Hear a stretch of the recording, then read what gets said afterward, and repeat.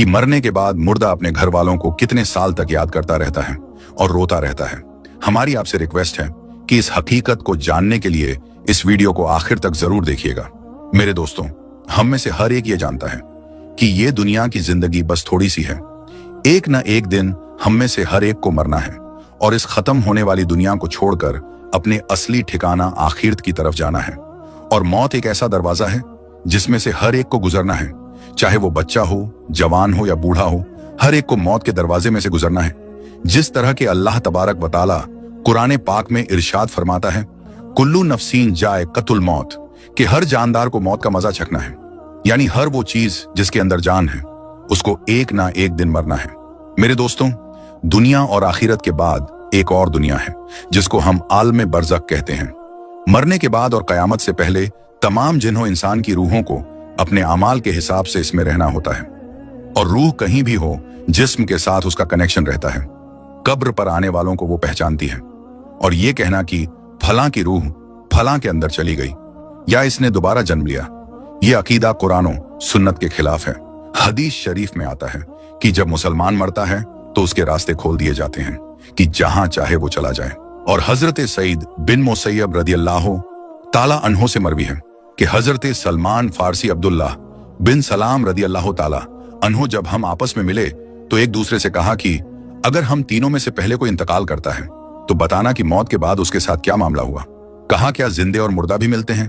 तो फरमाया, हाँ, मुसलमान की रूह जन्नत में होती है और वो अपनी मर्जी से जहां चाहें जा सकती हैं। मेरे दोस्तों, अब सवाल ये है कि क्या मरने के बाद मुर्दे अपने घर वालों को याद करते हैं?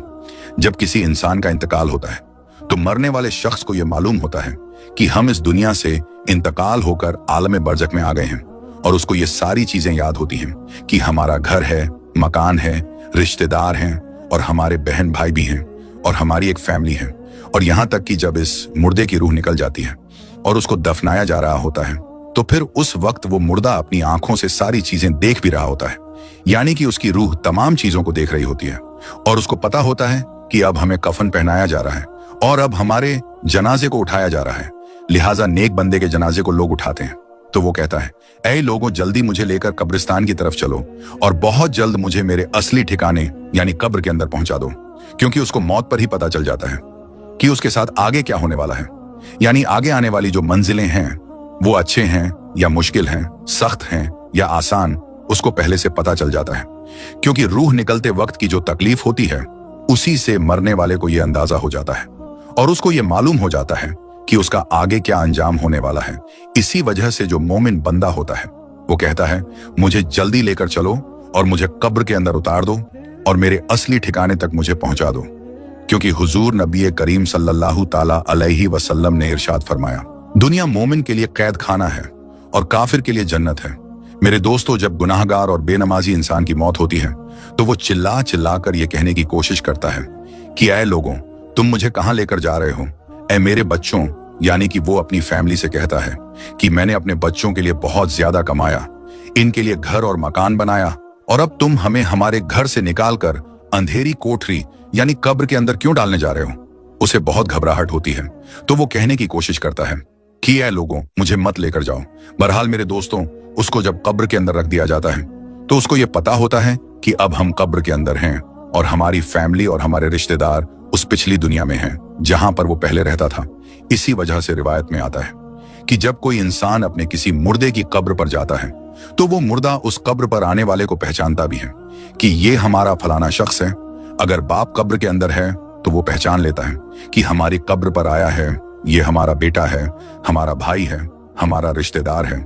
जिस तरह के हजरत अबू हुरैरा रदियल्लाहु ताला अन्हु से मरवी है कि नबी करीम सल्लल्लाहु ताला अलैहि वसल्लम ने इरशाद फरमाया कि तुम में से जब कोई शख्स अपने भाई की कब्र पर या फिर उस शख्स की कब्र के पास से गुजरता है जिसको वो दुनिया के अंदर जानता था, और वो उसको सलाम कहता है, तो वो उसका सलाम सुनता भी है और उसके सलाम का जवाब भी देता है, और वो कब्र पर आने वाले को पहचानता भी है।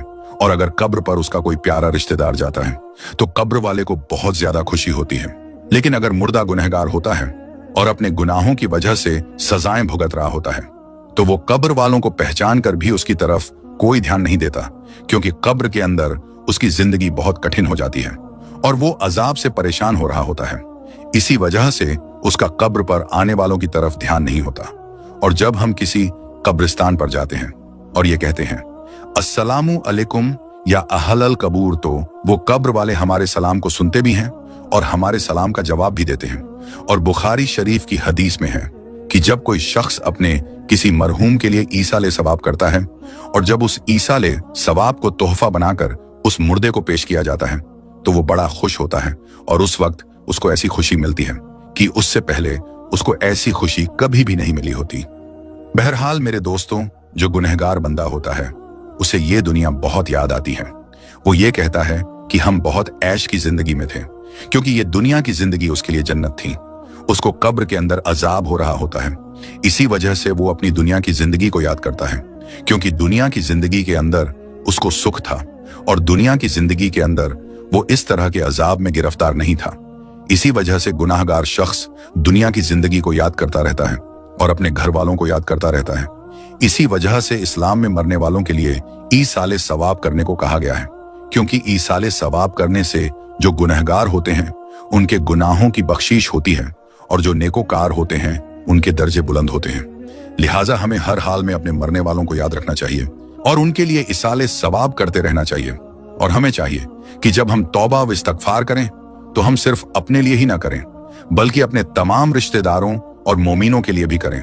और मेरे दोस्तों, जो नेक बंदा होता है वो दुनिया की जिंदगी को याद नहीं करता, क्योंकि दुनिया की जिंदगी उसके लिए कैद खाना थी और उसके लिए कब्र की जिंदगी यानी कि आलमे बरज़ख की जिंदगी जन्नत होती है, क्योंकि उसके लिए कब्र में जन्नत का बिछौना बिछा दिया जाता है और उसको जन्नती कपड़े पहना दिए जाते हैं और उसकी कब्र को जन्नत के बागों में से एक बाग बना दिया जाता है और उसके कब्र में जन्नत की खिड़की खोल दी जाती है, जिससे जन्नत की खुशबुएं कब्र के अंदर उसको महसूस होती हैं और नेक बंदा बड़ी ही राहतों और सुकून में होता है। इसी वजह से उसको दुनिया की और अपने घर वालों की किसी किस्म की कोई टेंशन और फिक्र और परेशानी नहीं होती, क्योंकि अब वो अपनी उस जिंदगी में होता है जिसके अंदर उसको राहत और सुकून होता है और जिसके अंदर उसको हमेशा हमेशा रहना है। और वो उसी में खुश होता है, क्योंकि वहां पर उसको किसी किस्म की कोई दुख, परेशानी और तकलीफ नहीं होती, बल्कि उसके लिए राहतें ही राहतें होती हैं। और जो गुनहगार बंदा होता है उसको ये दुनिया बहुत याद आती है और वो कब्र के अजाबों से बहुत परेशान होता है। बहरहाल मेरे दोस्तों, जो असल चीज है वो अमल है। जिस तरह के अल्लामा इकबाल कहते हैं कि अमल से बनती है जिंदगी, जन्नत भी और जहन्नम भी। ये खाकी अपनी फितरत में न नूरी है न नारी, अमल पर ये सारी चीजें हैं। अगर इंसान के अमाल अच्छे हैं तो मौत से अच्छा कोई मैसेज नहीं, और अगर इंसान के अमाल खराब हैं तो मौत से बुरा उसके लिए कोई मैसेज नहीं। इसी वजह से अल्लाह तबारक व तआला कुरान पाक में यूं इरशाद फरमाता है, तर्जुमा तुम अपने रब से गिड़गिड़ाकर और आहिस्ता दोनों तरीकों से दुआ किया करो, बेशक वो हद से बढ़ने वालों को पसंद नहीं करता।